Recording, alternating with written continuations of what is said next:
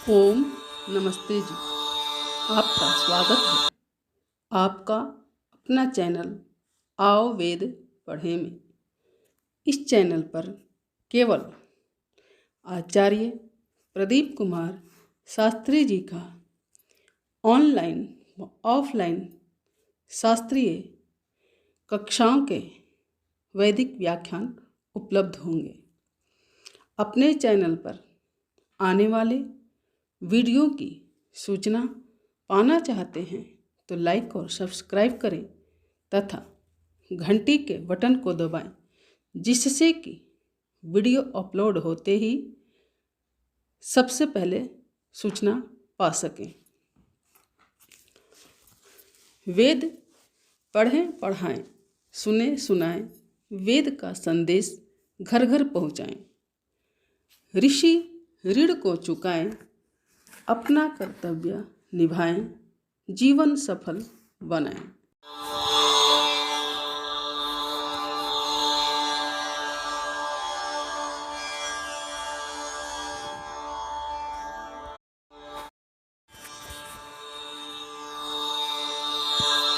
चलिए आरंभ करते हैं।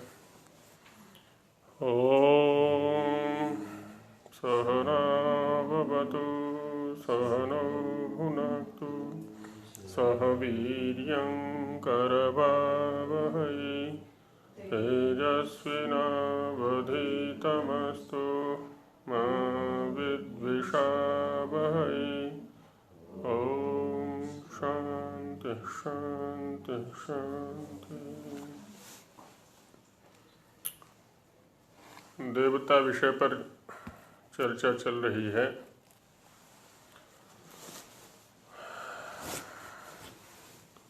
वेद में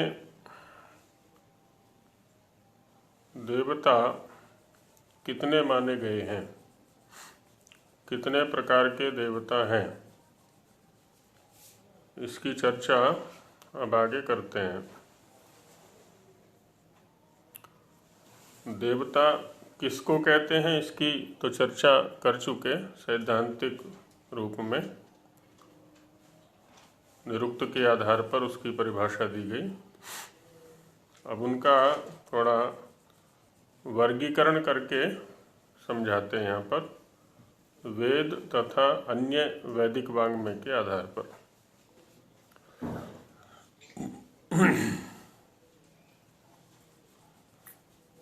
तो इसमें पहले ऋग्वेद से एक प्रमाण दिया, अत्र अन्यदपि प्रमाणम ये 33 देवासो बर्हिरासदन विदन्नः द्वितासनन। ये जो 33 कहते हैं 30 को, तो 30 में परः त्रयः, बाद में 3 और, तो 33 हो गए।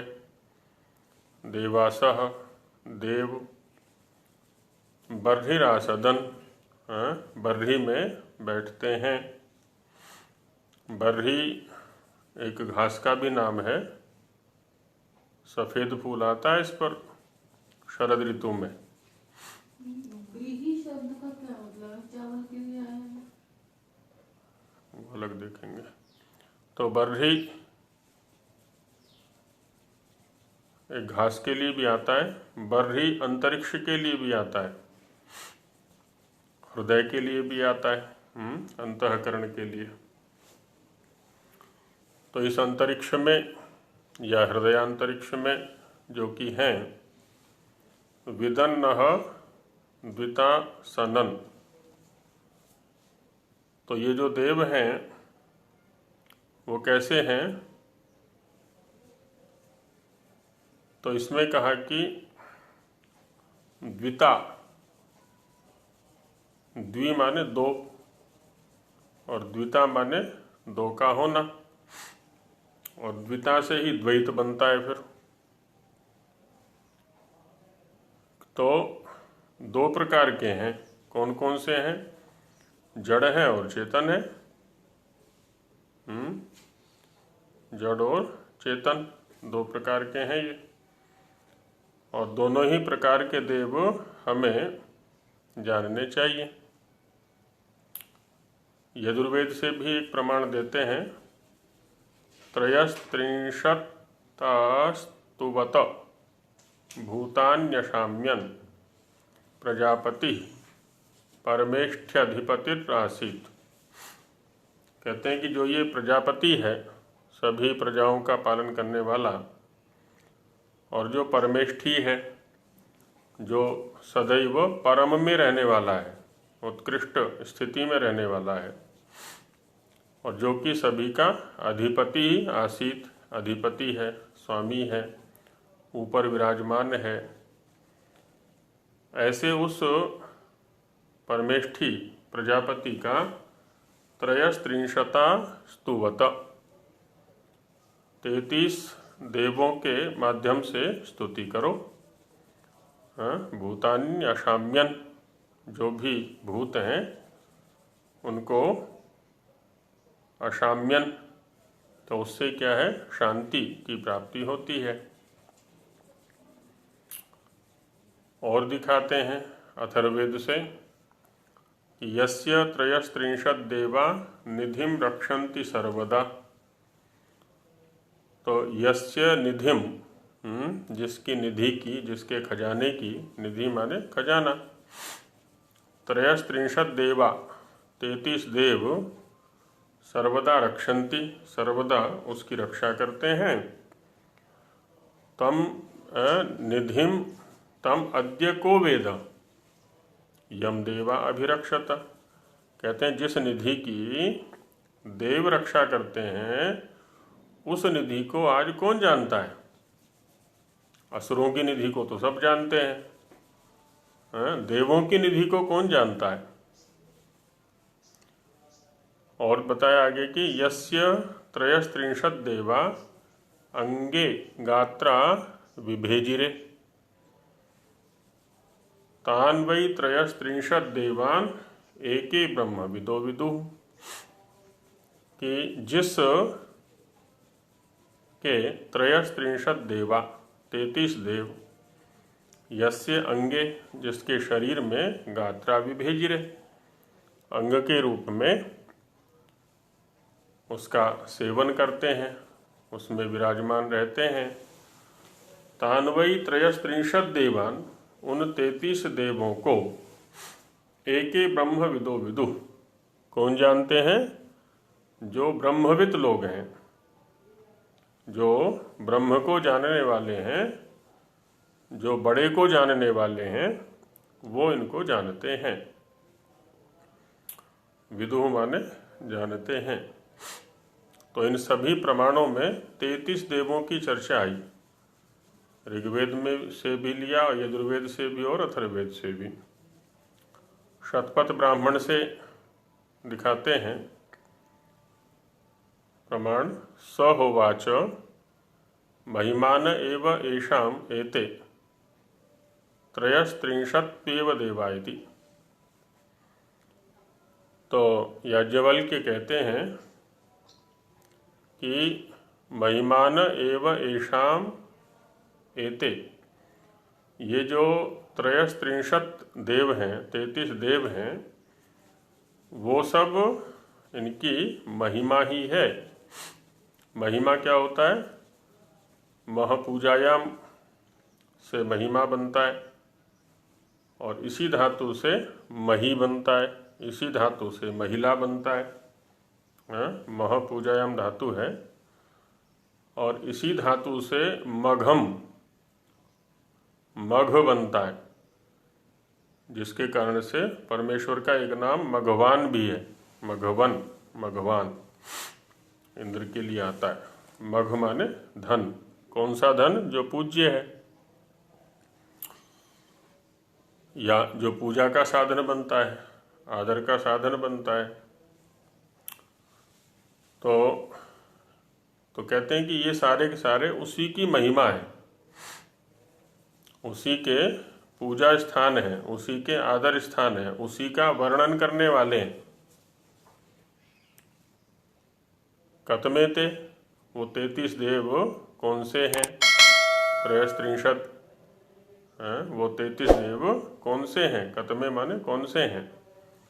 इति जब ऐसा प्रश्न किया गया तो उत्तर में कहते हैं अष्टौ वसव, 8 वसु हैं, 11 रुद्रा, 11 रुद्र हैं, 12 आदित्याः, 12 आदित्य हैं, त 31, ये हुए कुल मिलाकर के 31,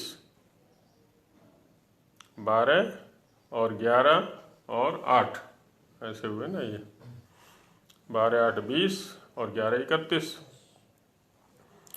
2 और चाहिए 33 पूरा करने के लिए। तो इंद्रश्चैव प्रजापतिश्च, इंद्र और प्रजापति 2 ये हो गए। तो इस तरह से ये 33 देव हो जाते हैं, त्रयस्त्रिंशाविति, ये 33 हो जाते हैं। अब यहाँ जो वर्गीकरण किया है ना, 8 को वसु के अंदर रखा, 11 को रुद्र के अंतर्गत रखा और 12 को आदित्य के अंतर्गत रखा और 2 अलग कर दिए, इंद्र और प्रजापति करके। इनका वर्णन करते हैं अब आगे, ये कौन से हैं वसु आदि। कतमे वसव इति, ये वसु कौन से हैं? तो वसु के अंतर्गत दिखाते हैं अग्निश्च, एक तो अग्नि है, पृथ्वी च, पृथ्वी है दूसरा, तृतीय वायुश्च, वायु, अंतरिक्षम च, अंतरिक्ष, आदित्यश्च, आदित्य, द्यौश्च, द्यौ, द्युलोक, चंद्रमाश्च, चंद्रमा, नक्षत्राणि च, नक्षत्र, एते वसव, ये 8 वसु हो गए, अग्नि, पृथ्वी, वायु, अंतरिक्ष, आदित्य, द्यौ, चंद्रमा और नक्षत्र। कहते हैं इनको वसु क्यों कहते हैं? तो एतेषु ही इदं सर्वं वसुहितम्, एते ही इदं सर्वं वासयन्ते। कहते हैं कि एतेषु माने इनमें ही, इन 8 में ही, ये जो 8 है ना, इन्हीं में ही, इदम सर्वम, ये सब कुछ, जो कुछ भी यहाँ पर दृश्यमान है, यह सब कुछ वसुहितम, अच्छे प्रकार से आदृत है, टिका हुआ है, रखा हुआ है, और एते ही इदम सर्वम वासयन्ते, और ये 8 ही इस सब के वास के हेतु हैं, सब कुछ को बसाने वाले हैं।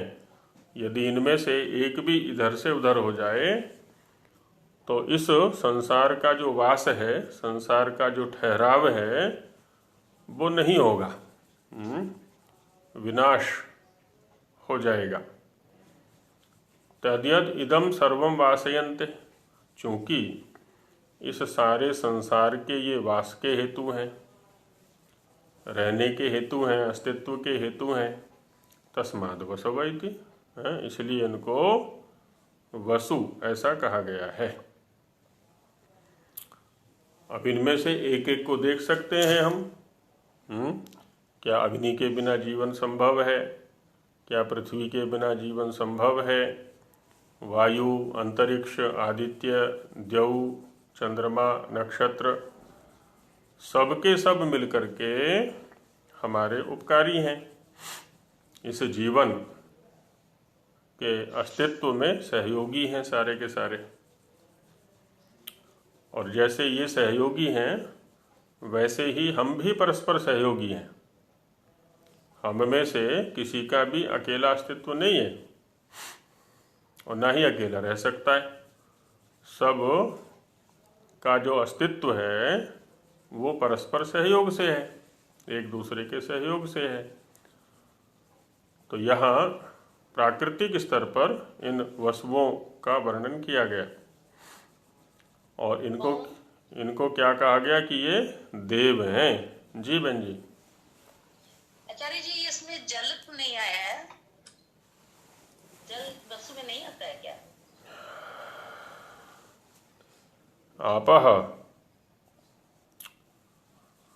हाँ, यहाँ पर इसमें गिनती नहीं है उसकी, या तो पृथ्वी के अंतर्गत ही ले लेंगे उसको, अलग से उसकी गिनती नहीं की गई है यहाँ पर। तो होता क्या है ना, कुछ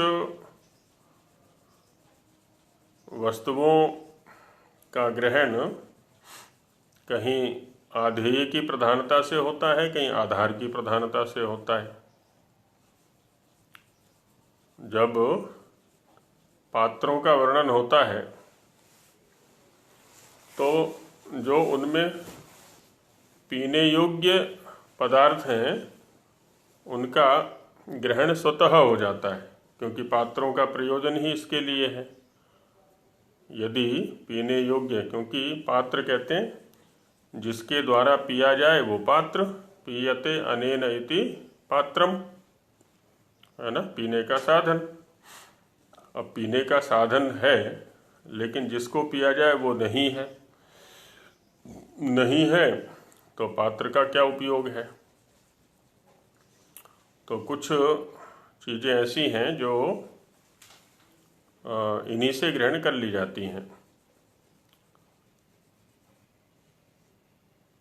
हालांकि ये जो वर्णन है शतपथ ब्राह्मण के 14वें कांड का है, अंत में चल करके बता देंगे इसका, ये 14वें कांड का है। 14, 6, 9, 4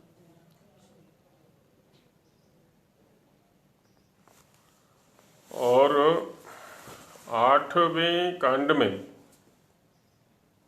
शतपथ ब्राह्मण के ही 8वें कांड में जो 33 देव गिनाए हुए हैं, ये 33 देवों की गणना कई प्रकार से की हुई है। वहाँ जो गिनाए हुए हैं तो 33 देव 20 उंगलियां 10 हाथ की हो गई और 10 पैर की हो गई, तो 10 और 10 20, 10 प्राण शरीरस्थ जो है वो 30 हो गए, 2 प्रतिष्ठे, 2 प्रतिष्ठा के रूप में 2 पैर लिए, 32, आत्मा त्रयस्त्रिंशः, आत्मा को उन्होंने 33वां कहा है। अब सबकी अपने अपने स्तर पर महत्ता है। अब ये सारे के सारे शरीर को धारण करने में, शरीर की गतिविधियों में सब सहयोगी हैं। अंगुली का वर्णन निरुक्तकार ने किया हुआ है, अग्र सारिण्यः, अग्रगालिन्यः, अग्रगामिन्यः, सभी कार्यों में सबसे आगे चलने वाली हैं ये, इसलिए इनको अंगुली कहा जाता है। तो अंगुली शब्द का मतलब ये है, हाँ, सभी कार्यों में आगे आगे रहती हैं ये। कोई भी कार्य करें, गति करनी हो तो पैर की अंगुलियां सबसे आगे चलती हैं, कोई दूसरे कार्य करना हो तो हाथ की अंगुलियां सबसे आगे चलती हैं। इन्हीं के द्वारा पकड़ना है, इन्हीं के द्वारा संकेत करना है, सारे कार्य इन्हीं से होते हैं। तो वहाँ इस रूप में ये शरीर के अवयव के रूप में इनका व्याख्यान है। और है ना, एक एक को इन्होंने वसु कहा, क्योंकि सब ये वास के हेतु हैं, हमारे अस्तित्व के हेतु हैं।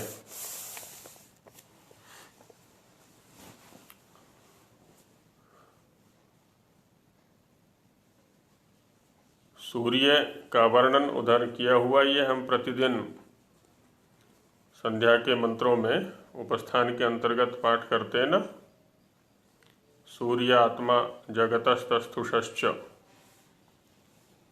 ये जो सूर्य है वो जगत और तस्थुषः जंगम और स्थावर, गतिशील और गतिरहित दोनों के वास में हेतु है, दोनों का आत्मा है, दोनों को गति देने वाला है।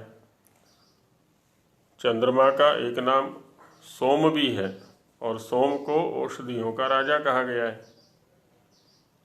तो जितनी भी औषधियाँ यहाँ पृथ्वी पर होती हैं तो चंद्रमा उनको रस से परिपूर्ण किया करता है। तो इस तरह से परंपरा चंद्रमा वसु है और वेद में चंद्रमा का संबंध मन के साथ लगाया हुआ है। चंद्रमा मनसो जातः चक्षुः सूर्यो अजायत।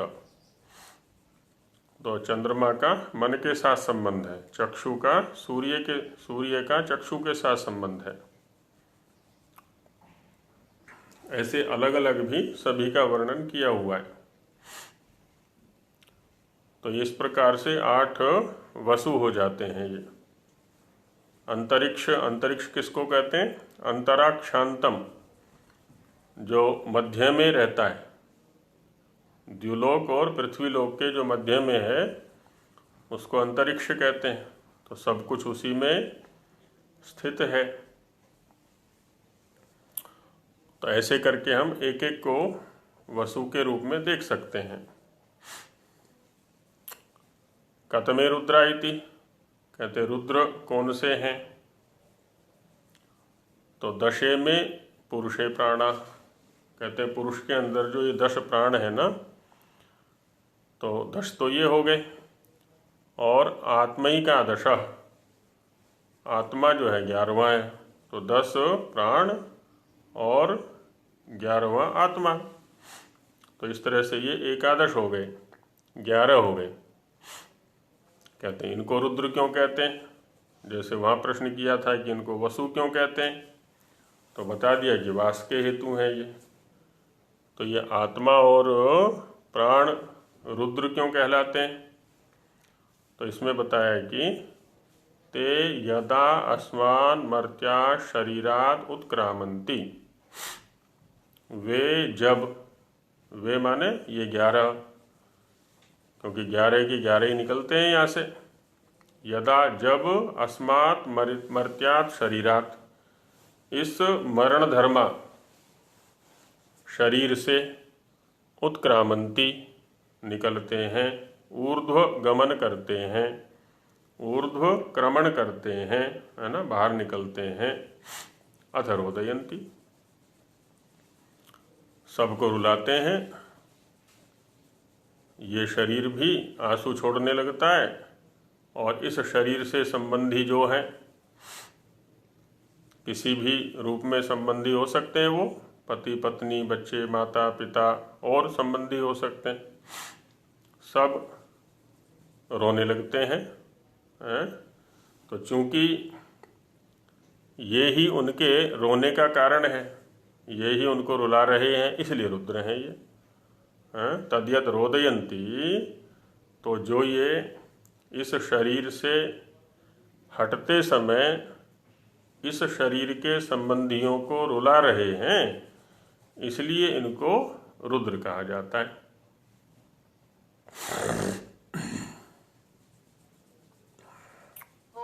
जी आचार्य जी, यहाँ पर तो विषय अपना देवता का रहा है ना, तो ये रुद्र तो हमारे प्राण लेते हैं इसलिए रुद्र हैं। तो ये यहाँ रुद्र क्यों कहा गया इनको? जो देता है देवता तो वो है। हाँ, जो देता है वो देवता है। और ये क्या कर रहे हैं? रुद्र क्या कर रहे हैं? ये हमारे प्राण लेते हैं, नया जीवन देते हैं, वो अलग बात है।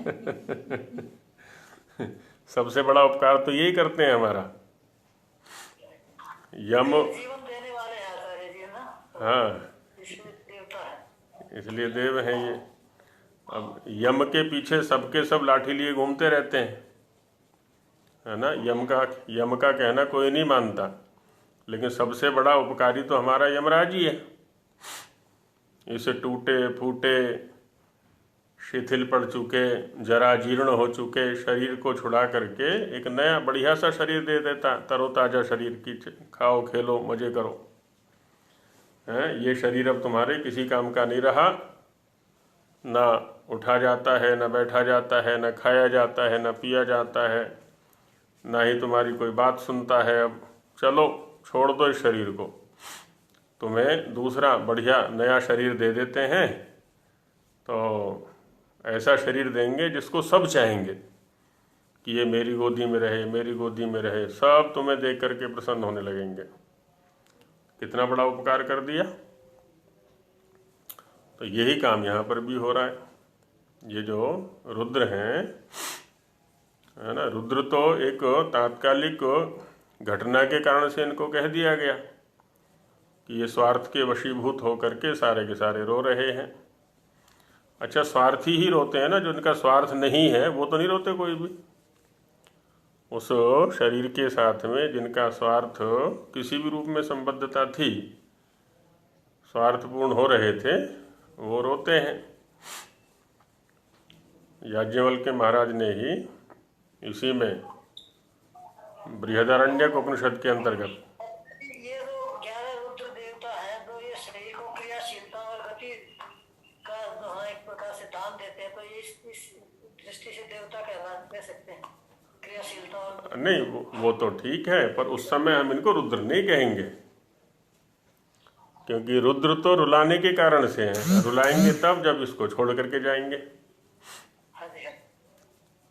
है ना। उस समय रुद्र नहीं कहेंगे। वो तो ठीक है कि शरीर को धारण करने में हेतु हैं, शरीर के रक्षा करने में हेतु हैं, आदि आदि। गतिशीलता देने के लिए तो ये प्रकार से शरीर को दान दे रहे हैं। हाँ, नहीं वो तो ठीक है, लेकिन उस समय रुद्र तो नहीं है ना। ये उस समय भूमिका इनकी रुद्र के रूप में नहीं है। हाँ, रुद्र तो तभी कहलाएंगे ये जब ये छोड़, क्योंकि तभी रोएगा, नहीं तो वैसे तो कौन रोने वाला है।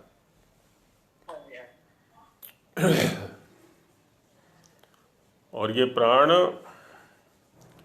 शरीर में ऐसा साधन है, कैसा साधन है, जब से ये शरीर हमें प्राप्त हुआ है और जब तक शरीर रहेगा तब तक निरंतर गतिशील रहता है ना। प्राणायाम आदि के द्वारा हम थोड़ी बहुत देर के लिए रोक दें वो एक अलग बात है, लेकिन क्या है ना, हर समय चल, बाकी इंद्रियां, बाकी जो साधन है वो तो विश्राम पा लेते हैं। जो पाचन तंत्र है वो भी विश्राम कर लेता है, कभी भूख नहीं लगी या अन्य किन्हीं कारणों से सो गया शरीर, तो किसी का नहीं है वैसे। रात्रि में सो गया शरीर सो गया तो कर्मेंद्रियों को विश्राम मिल गया, ज्ञानेंद्रियों ने भी विश्राम कर लिया, क्योंकि अपने अपने व्यापार से ये सब विरत हो गई उस समय, सोने के समय। लेकिन जो ये प्राण तंत्र है वो सक्रिय रहता है, स्वाभाविक रूप से वो गतिशील रहता है। वो तो आत्मा के साथ ही आता है और आत्मा के साथ ही जाता है, और आत्मा के समान सर्वदा गतिशील रहता है। और प्राणों की ही प्रधानता ख्यापित की हुई है उसमें, उपनिषदों में चर्चा आई हुई है ना। जब झगड़ा हुआ था प्राणों का इंद्रियों के साथ में, और इंद्रियों में से प्रत्येक इंद्रिय कह रहा था कि मैं बड़ा, मैं बड़ा, मैं शरीर को धारण कर रहा हूँ, मैं शरीर को धारण कर रहा हूँ। प्राण चुपचाप सुन रहे थे बैठे बैठे। तो एक एक इंद्रिय की परीक्षा हुई कि चलो कैसे पता चले कि तुम इस शरीर को धारण कर रहे हो, तुम प्रधान हो। ऐसा करो, एक एक करके बाहर घूम के आ जाओ कुछ दिन के लिए। चक्षु चले गए कुछ समय के लिए, लौट करके आए, देखा शरीर तो वैसा का वैसा ही है। ये पूछा कि भी तुम मेरे बिना कैसे रहे? बोले संसार में अंधे भी तो रहते हैं बिना आँख वाले, तो जैसे अंधे रहते हैं वैसे हम भी रह लिए। ऐसी कान छोड़ करके गए, आए तो पूछा तुम मेरे बिना कैसे रहे? कि जैसे बहरे रहते हैं। एक एक इंद्रिय छोड़ छोड़ के जाता रहा और आता रहा, लेकिन शरीर वैसा का वैसा ही बना रहा।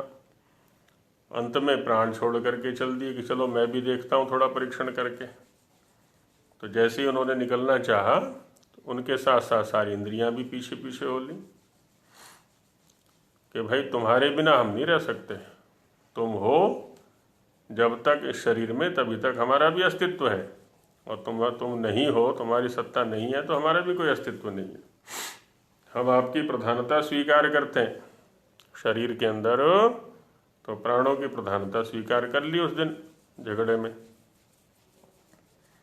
आलंकारिक भाषा में ऋषियों ने समझाया हुआ है वहाँ पर। इसलिए प्राणों की सुरक्षा हमें करनी है प्राणायाम के द्वारा। प्रतिदिन प्राणायाम अवश्य करना है क्योंकि प्राण सुरक्षित हैं, प्राण स्वस्थ हैं तो सब कुछ स्वस्थ है।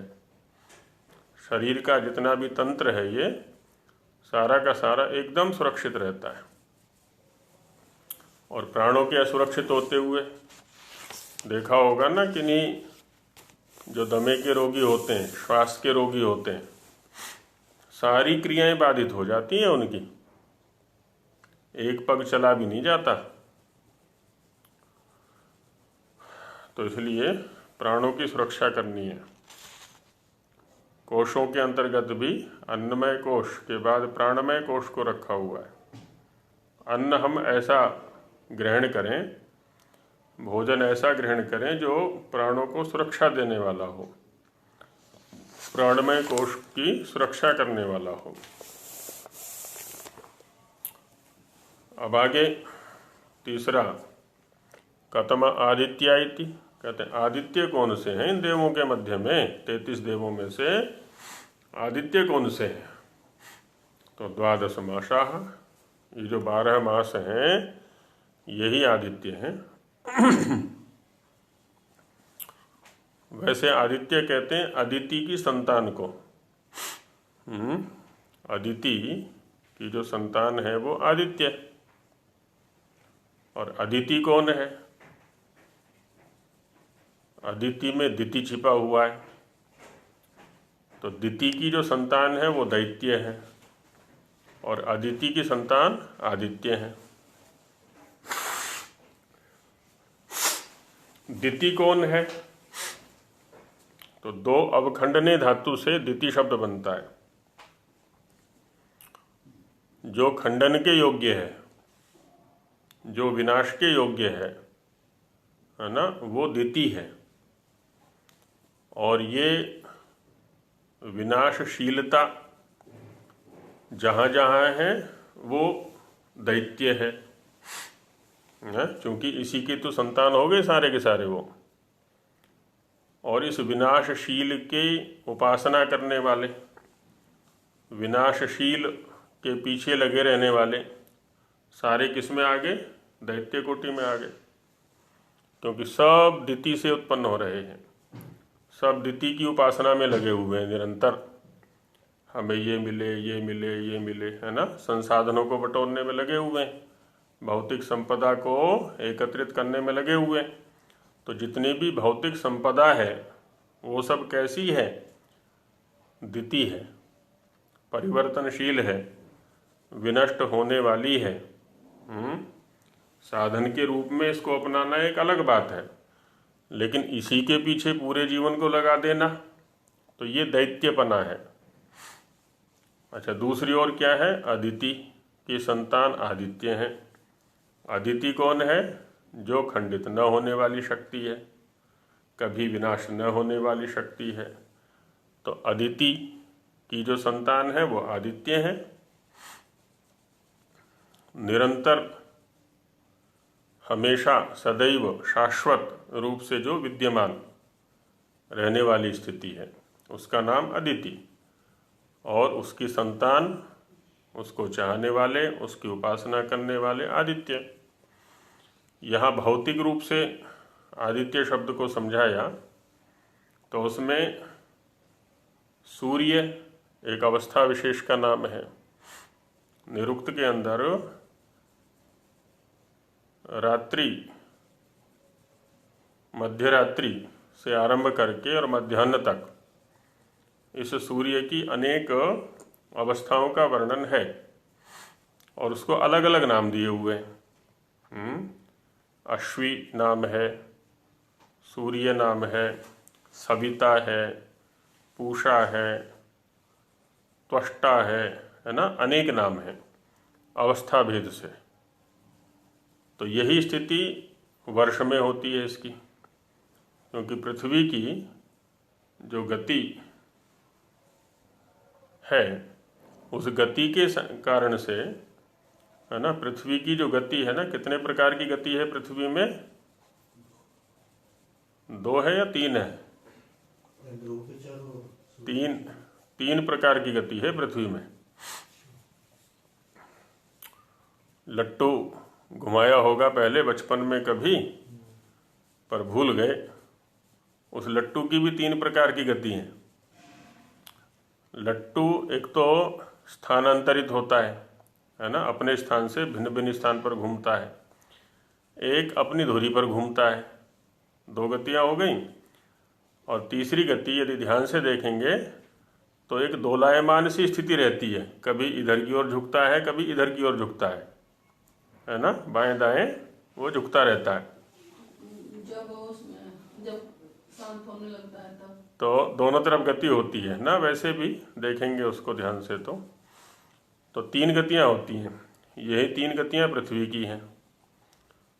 तो जो सूर्य के चारों ओर गति है उसको बोलते हैं परिक्रमण, है ना, परिक्रमा, इसलिए उसका नाम है परिक्रमा या परिक्रमण, है ना। परि माने चारों ओर, क्रमण माने गति करना। तो उसके आधार पर तो हम वर्ष का निर्धारण करते हैं, क्योंकि एक बिंदु से दूसरे बिंदु तक पहुंचने में जो काल लगता है ना, उसका नाम है वर्ष। उस कालखंड का नाम है वर्ष। और एक अपनी कीली पर या अपनी धुरी पर घूमना, है ना, तो उससे दिन और रात का परिमाण बनता है, अहोरात्र का परिमाण बनता है। और जो दोलायमान स्थिति है, इधर उधर, कभी दक्षिण की ओर जाना, कभी उत्तर की ओर जाना, उससे ऋतुओं का निर्माण होता है। तो ये जो ऋतुओं में बदलाव है वो उस दोलायमान स्थिति के कारण से है, उस गति के कारण से है। तो उस गति के कारण से इसमें न पृथ्वी की गति के कारण ही सूर्य में भी परिवर्तन, तो हाँ, तो हमारा माने पृथ्वी का जो सूर्य के साथ संबंध है, निश्चित रूप से उसमें वो गति प्रभाव डाल रही है ना। कभी निकट होना और निकट होना और निकट होना और निकट होना, जैसे 6 महीने का लिया हमने, तो 6 महीने निकट की ओर जाती है सूर्य के और 6 महीने दूर हटती है उससे। तो वो जो प्रत्येक मास की सूर्य की स्थिति है, तो उसको 12 भागों में बांटा और 12 भागों में बांट करके उसको कह दिया कि 12 आदित्य, या कह लें कि उसकी 12 स्थितियां हो गई। तो उसी को मास शब्द से कह दिया है। 12 मासाः संवत्सरस्य, ये जो चैत्र से आरंभ करके और फाल्गुन पर्यंत प्रकृति बता रही है हमें कि मेरा आरंभ कब से होता है। चैत्र वसंत ऋतु में क्या होता है कि प्रकृति बड़ी सुरम्य होती है। विभिन्न प्रकार के फूल खिलते हैं, रंग बिरंगे कई प्रकार के फूल। जंगल में जाएं, पार्कों में देखें, उद्यानों में देखें, तो अनेक प्रकार के। और अभी क्या है ना, सारे पत्ते झड़ जाएंगे। अभी जो शिशिर ऋतु चल रही है, पतझड़ इसका नाम भी रखा हुआ है, पतझड़, जिसमें पत्ते सारे झड़ जाते हैं। तो सब या अधिकतम जो वृक्ष हैं, पेड़ पौधे हैं, वो सब नंगे हो जाएंगे। लेकिन जैसे ही वसंत आएगा तुरंत कोपले फूट जाएंगे इसमें। तो प्रकृति ही बता रही है कि वर्ष का आरंभ कब से होना चाहिए। अभी 1 जनवरी से आरंभ करते हैं, प्राकृतिक स्तर पर तो कोई उपलब्धि यहाँ पर नहीं हो रही है। ये उत्तरायण का आरंभ अवश्य होता है, लेकिन वो पहले हो चुका है, उसका भी 1 जनवरी से कोई लेना देना नहीं है। तो 12 जो मास हैं, इन्हीं को क्या कहा गया? 12 आदित्य। 12 मासाः संवत्सरस्य एते आदित्याः, ये आदित्य हैं, इनको आदित्य कहा जाता है। क्यों इनको आदित्य क्यों कहते हैं?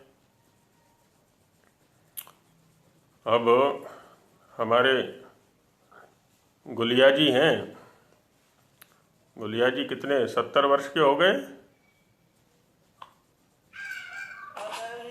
67 में मैं चल रहा हूँ, 67। तो 67 वर्ष के आप बड़े हो गए या 67 वर्ष के छोटे हो गए? क्या कहेंगे इसको? छोटे हो गए, इतने वर्ष खा के बाकी जो आयु है उसका इतना भाग चला गया, तो इतना छोटा हो गया। हाँ, है ना। जैसे मान लिया वेद की भाषा में यदि हम 100 वर्ष गिने तो उसमें से 67 वर्ष जा चुके हैं, है ना।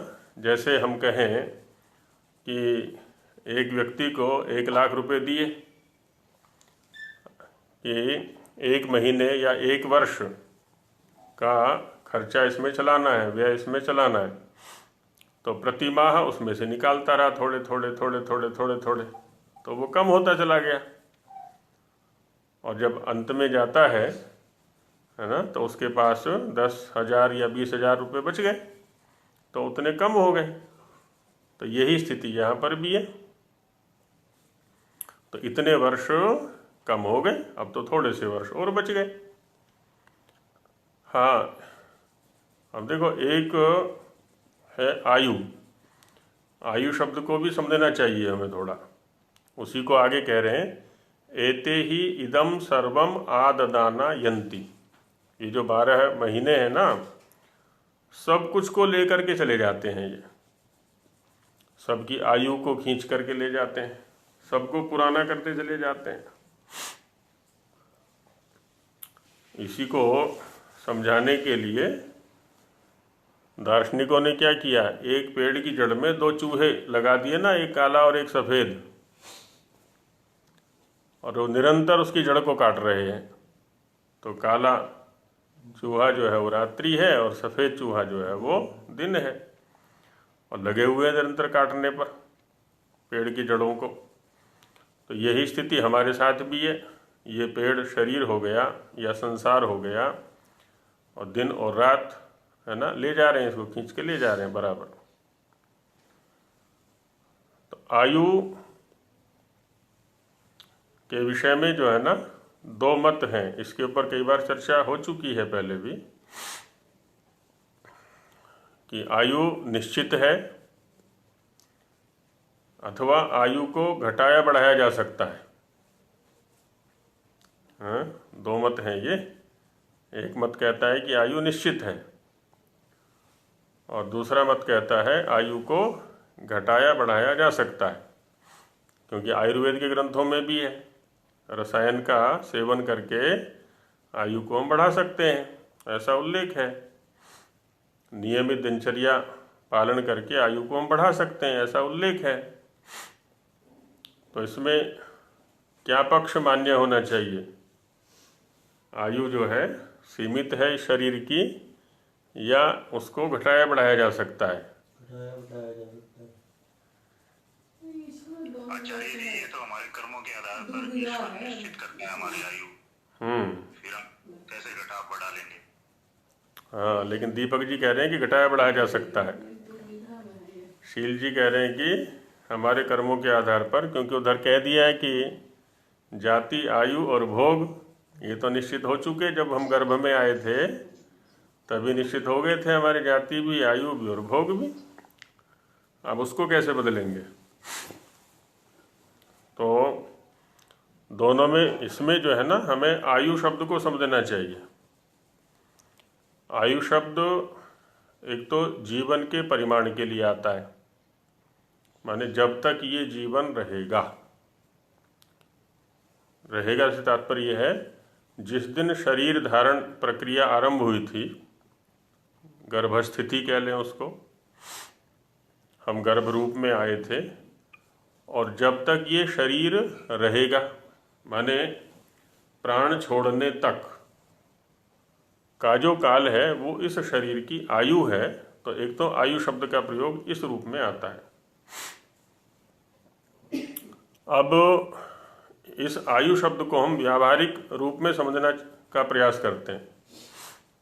हम गए एक गाड़ी वाले के शोरूम पर, कार लेनी है बढ़िया सी, तो उस का जो भी वहाँ पर संभालने वाला है शोरूम को, तो उससे हम पूछते हैं कि इस गाड़ी की आयु क्या है। पूछते हैं कि नहीं पूछते हैं? अंग्रेजी वाले कह देंगे कि इसकी लाइफ क्या है, लाइफ क्या है या आयु क्या है। तो वो क्या बताता है आयु उसकी गाड़ी की? कोई बताता है 10 वर्ष गाड़ी की। अलग अलग गाड़ियों की आयु अलग अलग है। कोई 20 वर्ष बता देगा, कोई 5 वर्ष बताएगा।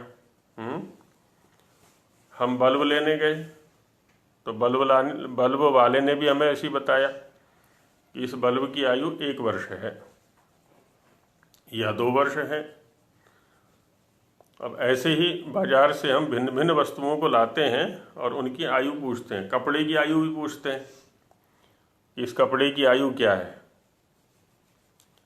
ना। कुर्ता पजामा लेकर के आए या पैंट शर्ट लेकर के आए या आजकल जैकेट लेकर के आए तो उससे पूछा इस जैकेट की आयु क्या है, तो उसने बता दिया जी 2-3 ठंड तो आराम से काट देगी, माने 2-3 वर्ष आदि आदि। अब एक तो वह आयु शब्द जो शरीर धारण से लेकर के शरीरांत तक के कालखंड के लिए है। दूसरा, हमने यहाँ पर आयु शब्द को देखा व्यावहारिक स्तर पर, तो दोनों में कोई अंतर है या दोनों एक ही है? दोनों अंतर है इसमें। ये तो बांध वाली जो चीज है और सुरक्षा के दृष्टि से। अब यहाँ जो गाड़ी की आयु बताई ना उसने, सुरक्षा के आधार पर वो गाड़ी की आयु वो है जब तक ये ठीक चलेगी, माने हाँ ठीक ठाक रखेंगे और हाँ माने तब तक ये कुछ वो नहीं मांगेगी, क्या है, रिपेयरिंग नहीं मांगेगी ये, है ना। माने बिना किसी परेशानी के आप इसको 10 साल तक चला लेंगे। तो ठीक यही स्थिति है इस शरीर के साथ भी। शरीर की आयु वह है जिस काम के लिए ये शरीर मिला है, उस कार्य में आपने इसका कितना विनियोग किया। बाकी जो खाट पे पड़े पड़े समय काट रहे हैं उसका नाम आयु नहीं है। अब जैसे ये गाड़ी भी तो खटारा हो चुकी है ना, कबाड़ी को बेच दी हमने, वो भी चला रहा है इसको, अब उसका नाम गाड़ी नहीं है, वो उसको हम गाड़ी नहीं कहेंगे अब। तो वैसे ये भी, तो जब तक ये सक्रिय है, किस रूप में सक्रिय है? लक्ष्य अथवा प्रयोजन के अनुकूल गतिविधियों में, उस कालखंड का नाम है आयु। तो वो जो कालखंड है इसकी सक्रियता का, उसको हम घटा बढ़ा सकते हैं औषधियों का सेवन करके, अथवा जो रसायनों का प्रयोग करके, नियमित दिनचर्या से, व्यायाम प्राणायाम आदि के माध्यम से, है ना। इसको थोड़ा जागरूकता पूर्वक ले चलेंगे तो इसका जो सक्रियता, लक्ष्य और प्रयोजन के अनुकूल सक्रियता है, उसके कालखंड को हम घटा भी सकते हैं, बढ़ा भी सकते हैं। आलस्य प्रमाद में रहेंगे तो वो कालखंड कम हो जाएगा, और यदि ठीक ठाक रहेंगे तो जब तक ये शरीर रहेगा तब तक इसका उपयोग करेंगे हम, फिर इसको निष्क्रिय नहीं होने देंगे। जो आयु जो निश्चित होके आया हुआ हमारा, तो वो तो फिर जब शरीर को सक्रिय नहीं रखेंगे तो फिर वो तो खाट पर पड़ के वो काटना ही पड़ेगा। हाँ, तो वो तो काटना ही पड़ेगा। जो निश्चित है वो तो उतना मिल गया हमको। माना किसी को 90 वर्ष की आयु मिली तो ठीक है, 90 वर्ष पूर्ण होने पर उसका मृत्यु हो जाएगा, लेकिन उसका जो सक्रियता काल है वो आवश्यक नहीं है कि 90 वर्ष तक इसने इसको शरीर को सक्रिय रखा है, वो 50 साल सक्रिय रखा, तो जो 40 साल थे, है ना, वो निष्क्रिय हो गए। तो शरीर का जो प्रयोजन था शरीर धारण का, उसमें इसको नहीं लगा पाए हम। तो वो जो आयु है, कौन सी आयु, जो सक्रियता कालखंड है, उसको हम घटा भी सकते हैं, बढ़ा भी सकते हैं। तो इसलिए आयु निश्चित है, ये पक्ष भी ठीक है, और आयु को घटा बढ़ा सकते हैं, ये पक्ष भी ठीक है। नहीं, वो भी तो है ना, दिनचर्या ठीक रखी और भोजन का ध्यान रखा तो वो आयु बढ़ेगी, बढ़ा ली, व्यायाम आदि करा, हमारा शराब आदि पी ली और नशा कर लिया, वो बीमारियां लगी, वो फिर उसमें होता क्या है, दीपक जी का पक्ष ये है कि एक व्यक्ति है कि इसको शरीर को ठीक ठीक आहार विहार दे रहा है, दिनचर्या ठीक रख रहा है, तो वो क्या कहना चाहते हैं, अब 90 से ऊपर भी जा सकता है। हाँ, कुछ आगे बढ़ा देगा। और शराब आदि पी रहा है, तो वो उसकी आयु कम हो गई, है ना। लेकिन व्यावहारिक स्तर पर, माने सैद्धांतिक स्तर पर तो ये बात जचती है, लेकिन व्यावहारिक स्तर पर हमने स्वयं देखा है इसके विपरीत स्थिति। जो अच्छा अच्छा खा रहे हैं, आदि आदि आदि जो भी हैं, वो जल्दी चले जाते हैं, और जो सब लगे हुए हैं वो देर तक रहते हैं।